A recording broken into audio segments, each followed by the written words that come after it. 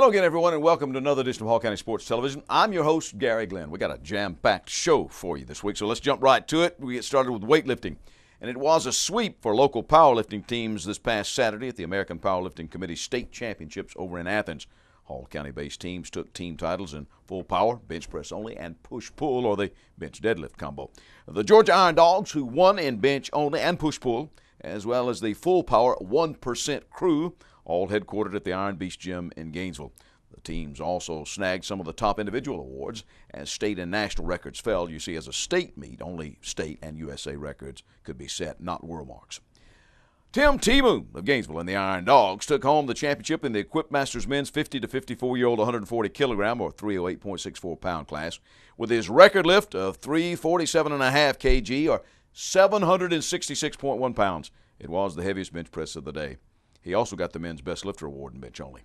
The women's bench only BL award went to the Dogs Dana Tripp of Lawrenceville as she set a new USA mark of 47 kilos or 103.62 pounds and taking the state title in the Raw Masters women's 52 kilo 114.64 40 to 44-year-old division. The crew's Eric Head out of Dahlonega, a former bench press specialist now branching out into full power, took the best lifter in that category, full power, as well as the title in the open men's division at 60 kilograms or 132.28 pounds. His total in the three lifts of bench, squat, and deadlift, 1,262.13 pounds. Head's bench press of 182.5 kilos or 402.34 pounds set a new national record for any federation for a full power meet, breaking a 1980 record of 397 pounds. Eric also had a squat of 429.9 and a deadlift of the same weight, almost 430 pounds. But he was runner-up by coefficient score to Cleveland, Tennessee's Samantha Coleman for the Champion of Champions award. Coleman's total of 1,403.23 pounds earned her the Raw Open Championship of the women's heavyweight class, the 90-plus kilo or 198.41-plus pounds class, and she got the overall best lifter title. Reportedly one of the highest totals ever for a female lifter in the raw or unequipped classes, once again over 1,403 pounds. It was the second APC meet in a row and only the second overall in the organization's history that a female lifter took the overall award.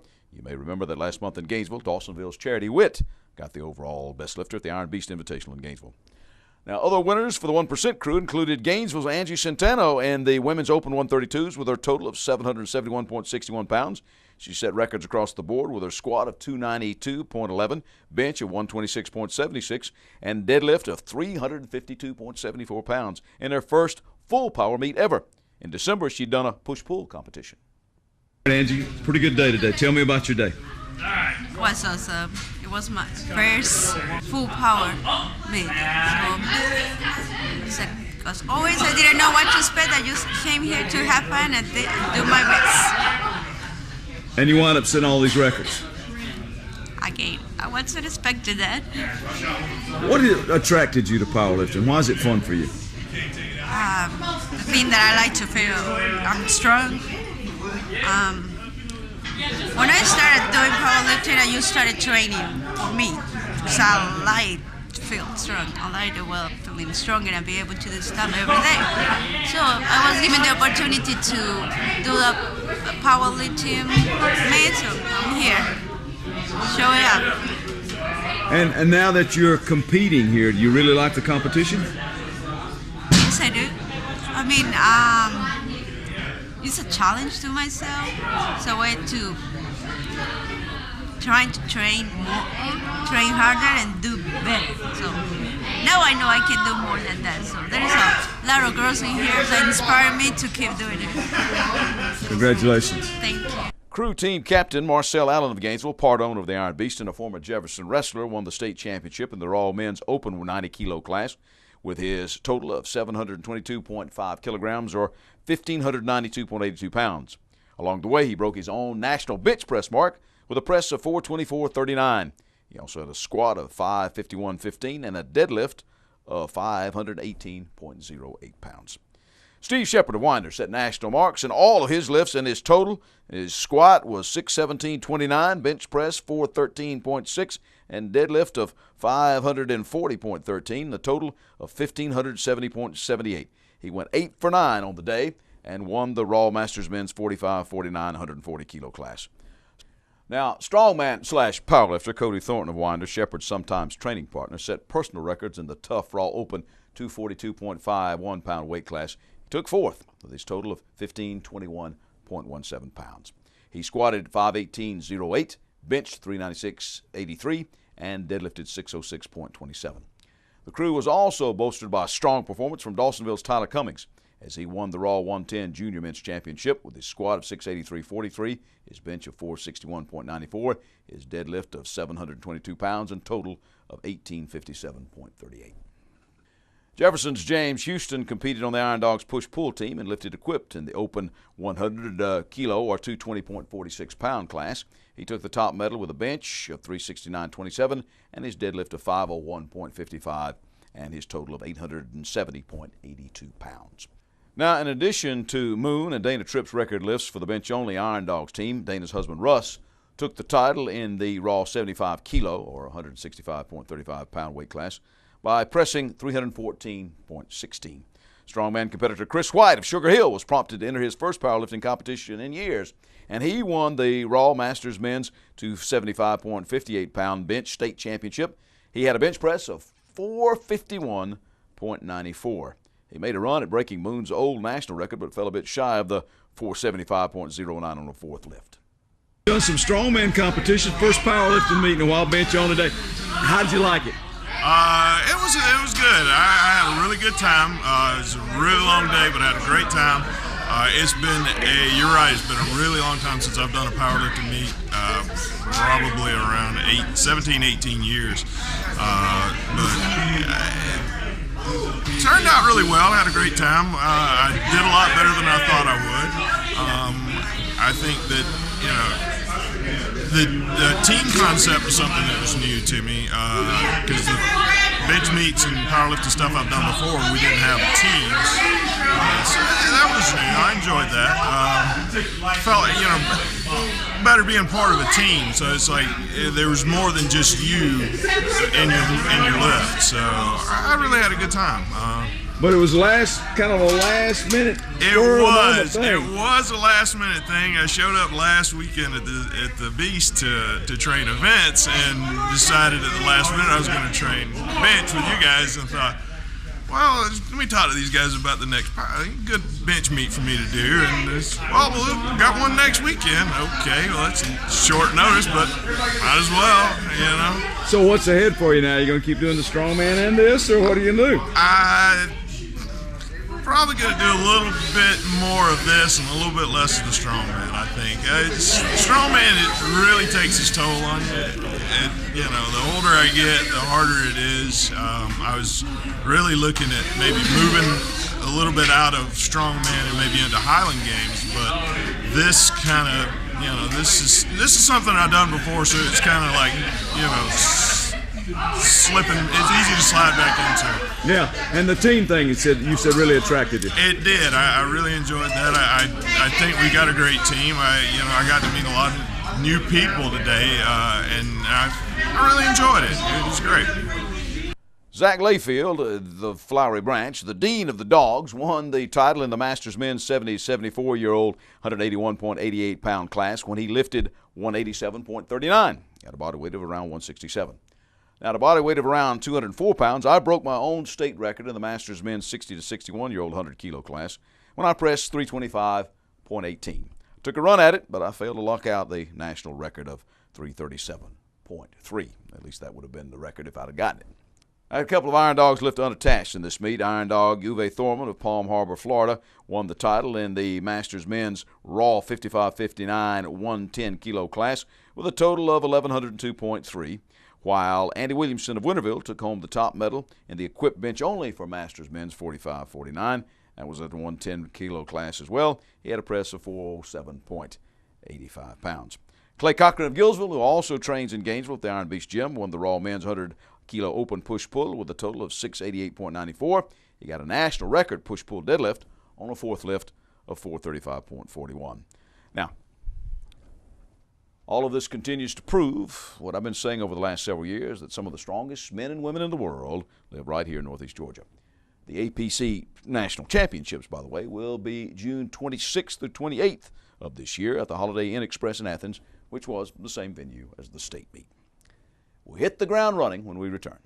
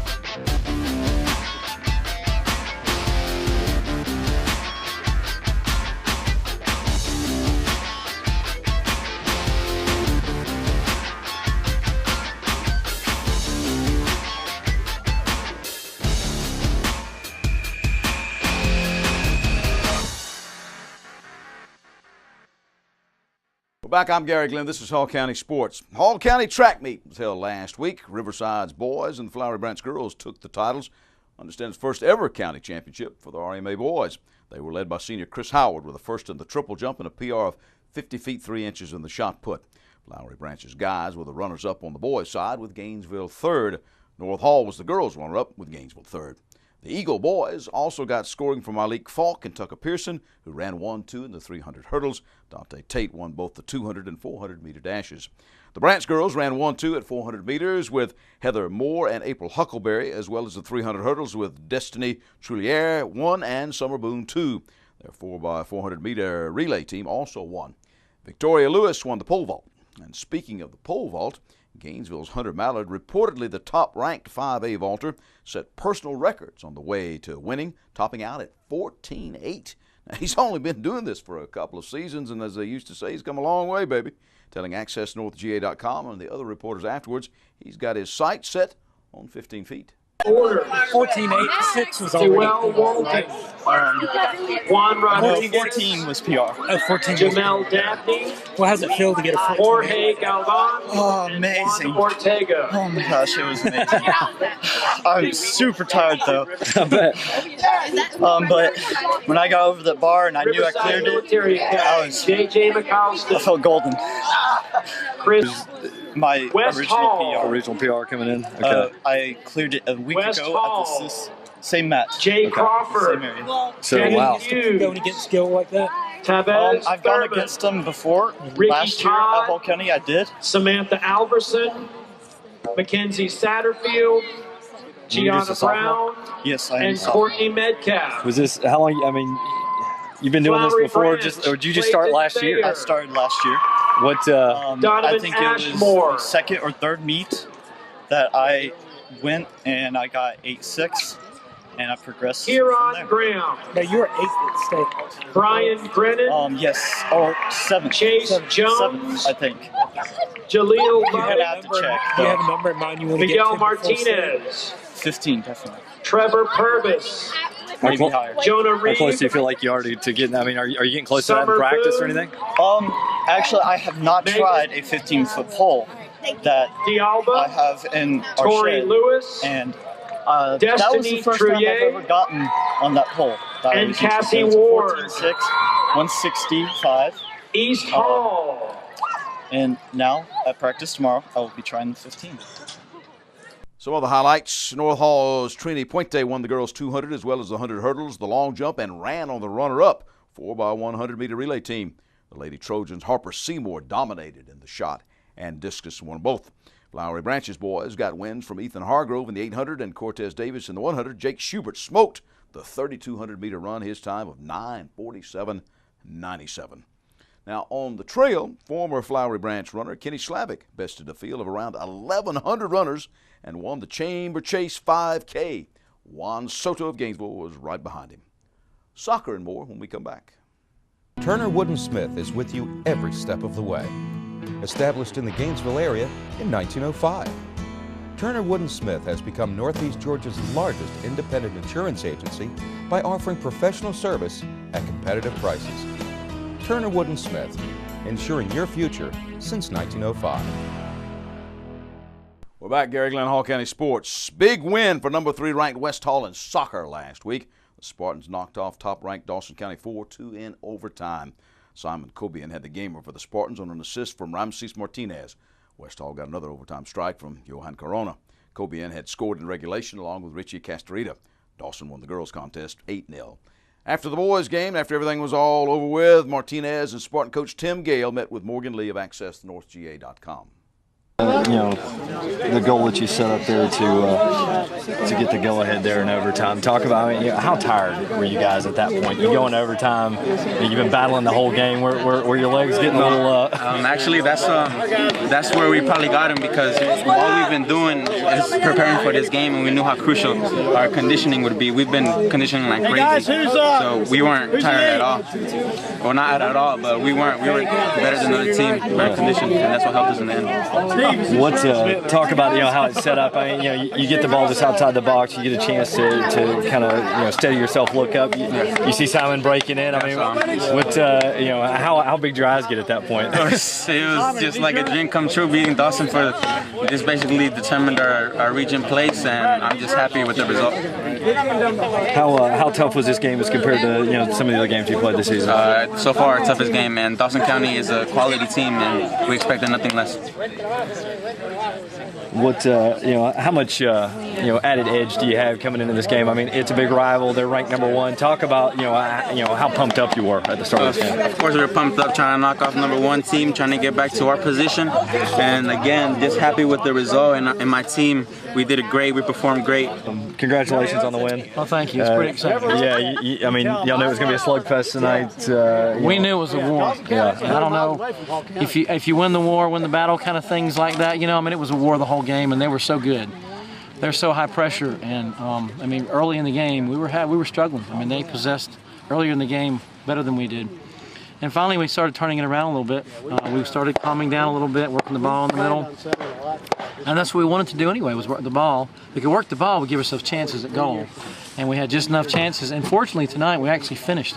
And that's been sometimes our Achilles heel in the past. This year, we've done better finishing. We're not there yet, but we're definitely doing better. So guys made some hustle plays. We got some guys that just fought through some pain. Very proud of them. We have a senior-laden team. They have a senior-laden team, as I understand, too. A lot of seniors out here tonight playing their last game against each other. And it's been a battle. I know this is the 3rd year in a row it's been a battle. I can't say before. I honestly don't know what the history is. But I know 2 years ago there was a battle here, and it was a very tight game. I know last year at home they got an early goal with the wind blowing 900 miles an hour, 35 miles an hour, and they got a split ball and they scored. And then we kept possession and kept trying to score the entire rest of the game, and really had the ball. We were owning the game, but we couldn't score, so they ended up winning that game. Yeah. And then so it's a nice rivalry. I mean, they went a long ways in playoffs last year. I mean, we went a long ways in playoffs last year. It's a great rival, it really is. Ramses mentioned that the conditioning might have been the difference for y'all tonight. That y'all been really working on, trying to four overtime situations kind of in mind. Talk about that. I would say that we have a few lapses in our conditioning. To be honest with you, maybe some individual players that could use some more conditioning, but as overall, I think our team is doing much better. With the conditioning. I do think we subbed smartly. We did a lot of subbing tonight. We did very frequent subs, and we have some quality players we can put in beyond the starters. And that I think that could have been a difference later in the game, because I felt like we started controlling the second half, especially the second half. We started really working the ball well, and they were trying to work through ball, but they were doing a great job. And they have an unbelievable defense. I mean, those guys, because we had the ball a lot up here, we couldn't do much make many strikes on goal. Sure. But so there we are. So fortunately, we won. And listen, I don't want to play him again, but if we did, I'd love to play him in the finals. That'd be a great thing for our region. Yeah. We have a very strong region. We still do. I think we've got some of the best teams, and it helps us be better because we play them. It was another hat trick for Lakeview's Carmen Wagner and the Lady Lions 6-0 shutout of East Hall, but East Hall's boys bounced back in the nightcap with an 11-2 thumping of the Lions. Leo Toledo had 6 goals and 4 assists for the Vikes. Toledo continued his scoring streak, netting both goals as the Vikings beat Lumpkin County 2-0 on the road. He is an absolute scoring machine. Lakeview's girls then shut out Stevens County 4-0 as Wagner had 2 goals and an assist for the Lady Lions, and the Lion boys edged Stevens 5-4. Andrew Miller-Bell with a hat trick for Lakeview. The teams also swept Towns County. Lady Lions got 4 goals from Carbon Wagner and 3 from Bree Bell in their 9-3 win, and that reportedly will send them to the private school playoffs for the first time since 2002. Miller Bell had another hat trick in the Lions' 5-3 win. Gainesville's girls crushed Clark Central 10-1. Both Alyssa Turner and Liz Fisher had 3 goals for the Lady Elephants, and Jasmine Panado and Caroline Nab had 2 each. The Elephant boys beat Clark 2-0. Cesar Salcedo scored and assisted on Christian Ochoa's goal. Gainesville's guys also took a big 3-0 region win over Flowery Branch last week. The Gainesville coach is Rick Howard. Expect coming into this game, and did you get what you expected? Yeah, I expected a very well organized team. I expected a team that was going to work very hard against us and make us earn it. And I think that, I mean, to be honest with you, I think they played great. The heart that they showed, their organization, you know, they never quit. All right. Talk to me just about your game plan throughout the entire game, what adjustments you had to make. Well, what we were trying to do is, you know, we were trying to maintain possession but not play square. We wanted to go forward. And I thought for the most part that we did that. What we were having problems with is when the ball would come back in here and they would step up and they would win it. So second half, what we were talking about is going into the center and then out to the wings, in and out and playing very quickly. And I thought for the most part we did pretty well. Now, the Lady Elephants also got a shutout of the Branch. Their score was 6-0. Panado had a hat trick for Gainesville. Their coach, Mark Wade, also talked to the reporters afterwards. Well, I think that, I mean, we've played the rivalries, these kind of rivalry games. A lot of times, especially with Flowery Branch, it's just a coin flip. Both teams come out kind of overhyped and, you know, playing a little too fast and doing things they normally don't do. And so, you know, you just have to be patient, and after a while, things settle down, and we started finding some passes. And to their credit, they really played great defense. It's bad conditions with the wind and all. And they did a good job. We had the wind in the first half, and they certainly did a good job with that. Yeah, so I guess you did take a little while to get used to just the wind, right, I guess, because it would seem to keep blowing the ball whenever y'all getting your game, right? Yeah, I mean, if you're used to playing a ball that, you know, that anything that we were playing in the air is going to travel way further than it normally does, and so we were kind of stuck. We played a lot of balls to their keeper early, and we talked about that at halftime. And second half, we were against the wind, and it actually helped us a little bit, I think, being against the wind. So it's a great win for us, and hopefully we can got to go to Loganville next week. And how big is that one? It's huge. I mean, that is. I mean, I knew that we would come down to that, but if we want to win the region, we got to win at Loganville. I mean, they're definitely the strongest team in the region coming into the season, and so hopefully we can catch them, and if we can play like we played in the second half, we got a shot. Yeah. Now, some baseball highlights. We told you last week that Gainesville stayed unbeaten in the region with a 12-2 Mercy Rule winning over Clark Central. Big Red kept on rolling, using the long ball to crush another Athens school, Cedar Shoals, 14-0 in 5 innings. Jonathan Geddes smacked 2 homers, ended up with 3 hits and 5 RBI in that win.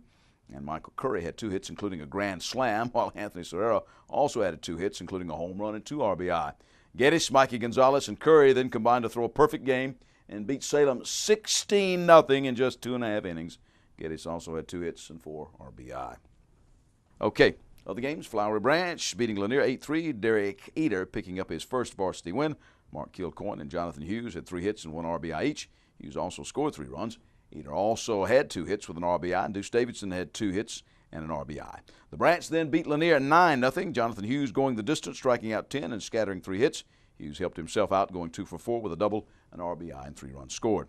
In a battle of East and West, it was the Vikings with the Spartans 7-0. Jonah Crocker had the complete game win, striking out 7 and spreading around 6 hits. East Hall had a 5-run 6th, Cole Smith contributing an RBI double. And Jeremy Walls had an RBI single. Also a sac fly by Jesse Cooper and a 2-run single from Crocker as he helped out his own cause. Jack Hagwood for the Vikings then had a no-hitter. 10 strikeouts, helped himself out with 3 hits. 2 runs scored in the Vikes' 4-0 win over Fannin. Chesterton's Mikey Petteroy took a bases-loaded walk in the bottom of the 8th inning, driving in Eric George with the winning run and a 10-9 victory over North Oconee. Chesterton cracked 13 hits on the night, led by George, who had a deuces wild game, 2 hits, a pair of RBI, and 2 runs scored. And North Hall had 12-2 wins over Monroe area and Stevens County. Micah Strickland had a 2-run homer and the 10-run win over Monroe area. Okay, turning to some other spring sports. In lacrosse, Gainesville's boys had a big 13-4 win over Pebblebrook. John Wagner, 5 goals to lead the Red Elephants. While in golf, the Hall County champion Johnson girls golf team beating Flowery Branch to stay undefeated on the season, and they also remained unbeaten with a big win over West Hall.